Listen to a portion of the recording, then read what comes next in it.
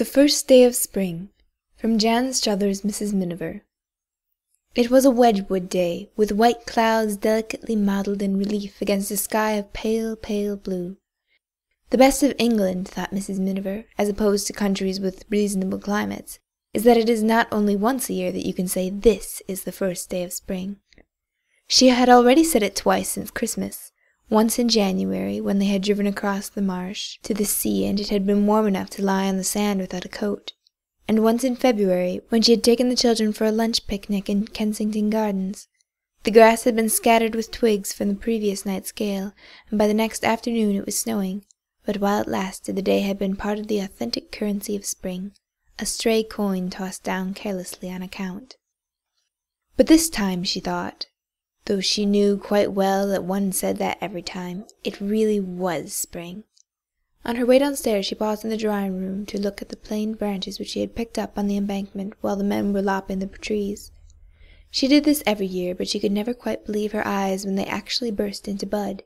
It seemed impossible that those neat emerald baubles, those velvety milky green leaves, should have been implicit in the black sticks, so much deader looking than the polished brown twigs of the countryside, which she had brought in a month ago.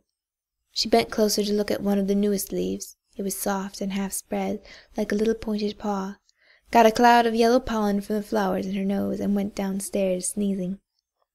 Outside the air was delicious. She could feel it stroking her face as she moved through it, but there was no sensation of either warmth or chill. Walking towards Westminster, she was going to meet Clem for lunch near his office. She wondered why she found this particular temperature so charming, and decided that it was because, on a day like this, she came nearer than usual to losing her sense of separate identity.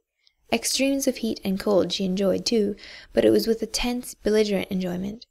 When they beat against the irregular frontiers of the skin, with all its weak angles and vulnerable of salience, they made her acutely conscious of her own boundaries in space. Here she would find herself thinking, is where I end and the outside world begins. It was exciting, but it was divisive. It made for loneliness. But on certain days, and this was one of them, the barriers were down. She felt as though she and the outside world could mingle and interpenetrate, as though she was not entirely contained in her own body, but was part also of every other person in the street, and for that matter of the thrush singing on a tree in Eaton Square, the roan dray-horse straining to take up the load of Grosvenor's Place, the cat stepping delicately across Buckingham Palace Road.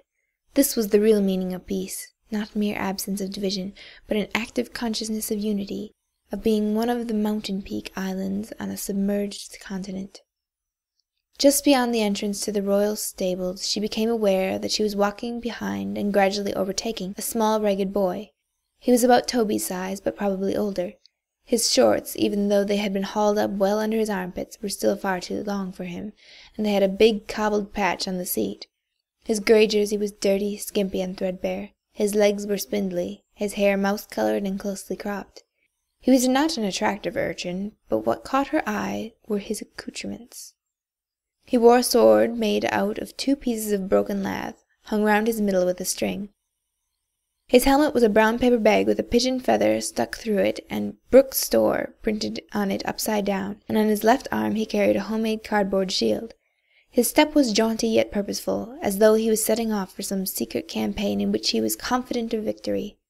There were dragons in St. James's Park, she knew, for those who needed them. She had lived near it herself as a child. By the time he reached the front gates of the palace, she had drawn almost level with him. She could see that the shield was roughly coloured with red chalk and tied to his arm with a bootlace. She was about to pass him when he caught sight of another urchin similarly equipped on the opposite pavement. It was evidently going to be a combined expedition. He gave a shrill yell of greeting and stepped off to the curb.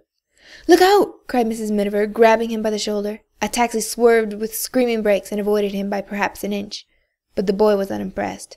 "I'm all right," he protested impatiently, shook himself free, and dashed out again into the road.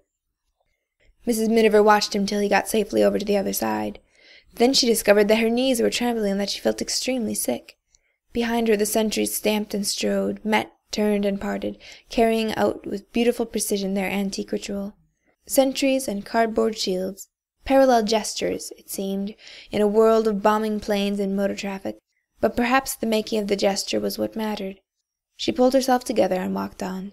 The water, a bright translucent curve, flowed steadily into the marble basin. The tritons, nereids, and dolphins gambolled along the frieze. The symbolic bronze statues held, a trifle sententiously, their heroic poses. And high above them all the gilt queen sat calmly in the sun.